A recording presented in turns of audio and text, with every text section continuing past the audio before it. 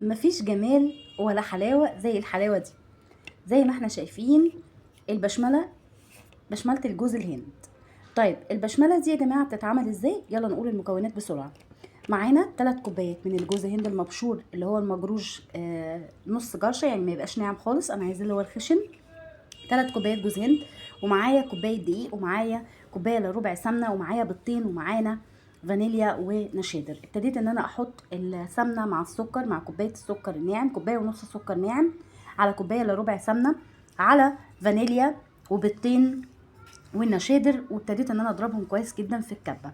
وعبال ما دول يتضربوا جيت بقى جبت البوله وحطيت فيها كوبايتين، الثلاث كوبايات من الجوز هند على كوبايه ونص من الدقيق، ونزلت بالخليط دوت على الخليط السائل على الخليط العجين اللي هو الدقيق والجوز هند، وقلبته تقليبه كويسه جدا. آه طبعا انت بتحسي في البدايه ان هي بتلزق في ايديكي. لما تحسي ان هي بتلزق في ايديكي هو ده المطلوب وده اللي احنا عايزينه. ليه بقى؟ لانها بتبقى طريه جدا. بصي انا مثلا هنا، بصي شايفه، انا بس عايزه اوريكي بس الطريان والجمال.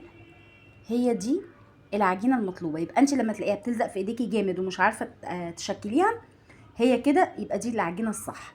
اهو شايفين الجمال والسكر والعسل؟ بصوا شايفين عجينه تحفه، طريه ووهم جميله جدا جدا جدا، حاجه كده حلوه. طيب الطعم قنبله. انا هنا بقى دي الناشفه. عملت ايه في الناشفه؟ جبت الناشفه دي زودت فيها دقيق، عشان لو انت عايزه العجينه بتاعتك تطلع ناشفه حجر زودي دقيق، بس انا مش بحب الناشفه، يعني انا كان من ده ومن ده. بصوا انا اللي تحت هنا اهو، ده الناشف اهو زي ما انتم شايفين، وده الطري. ما تنسيش بقى تقولي اللهم صل وسلم وبارك على سيدنا محمد، صلاه تنفك بيها الكرب وتحل بيها العقد. لايك وشير للوصفه الجميله التحفه دي.